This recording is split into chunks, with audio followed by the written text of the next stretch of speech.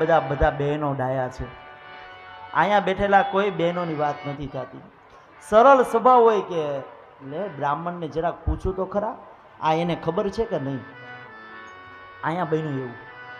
ગર્ગાચાર્ય જ્યારે નામકરણ સંસ્કાર કરવા માટે આવ્યા ને એટલે યશોદા અને રોહિણીના મનમાં એમ થયું આ ગર્ગાચાર્યનું નામ બહુ સાંભળ્યું છે, જ્યોતિષમાં વિદ્વાન પંડિત છે, આપણે એની પરીક્ષા કરીએ, એક્ઝામ લઈએ. એટલે ઠાકોરજીને રોહિણીએ લીધા છે અને રોહિણીના પુત્ર બલરામજીને યશોદાએ લીધા છે. ગર્ગાચાર્ય નામકરણ સંસ્કાર કરવામાં આવ્યા છે ને જોયું તો ઓહો, અહીંયા તો ઉલટું છે. ગર્ગાચાર્યને ખબર પડી કે આ પરીક્ષા લેવા માંગે છે. એટલા માટે ગર્ગાચાર્યએ કીધું કે અયમ હિ રોહિણી પુત્ર વર્તતે નામ દૂષક. એમાં યશોદા તારા હાથમાં છે ને રોહિણીનો પુત્ર છે. બને એમ કે વાહ હા હા, વિદ્વાન પંડિત જ્યોતિષી છે, તો આનું નામ શું પડશે?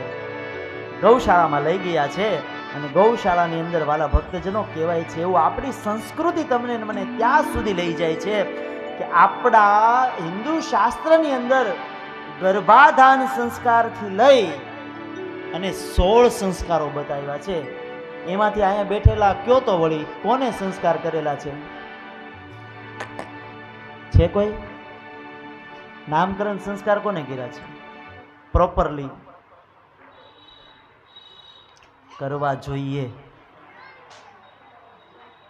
નામકરણ સંસ્કાર, પુંસવન સંસ્કાર, અન્નપ્રાશન સંસ્કાર, આ બધા સંસ્કારો છે.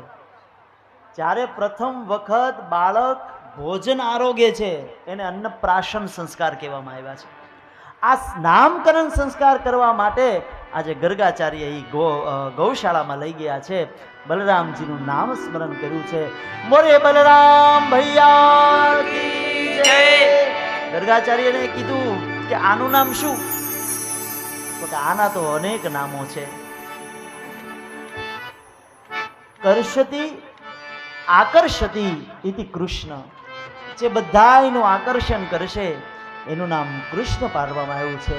બોલે કૃષ્ણ કનૈયા લાલ કી જય. કોઈને કૃષ્ણ કહેશે, કોઈને દ્વારકાધીશ કહેશે, કોઈને રણછોડ રાય કહેશે, કોઈને ગોપાળ કહેશે, કોઈ એને મોહન કહેશે, તો કોઈ એને કિશોર કહેશે, કોઈને મુરારી કહેશે. અનેક અનેક પ્રભુમાં નામ પાડવામાં આવ્યા. એટલા માટે બધા ગાતા હોય છે હરિ તારા નામ છે.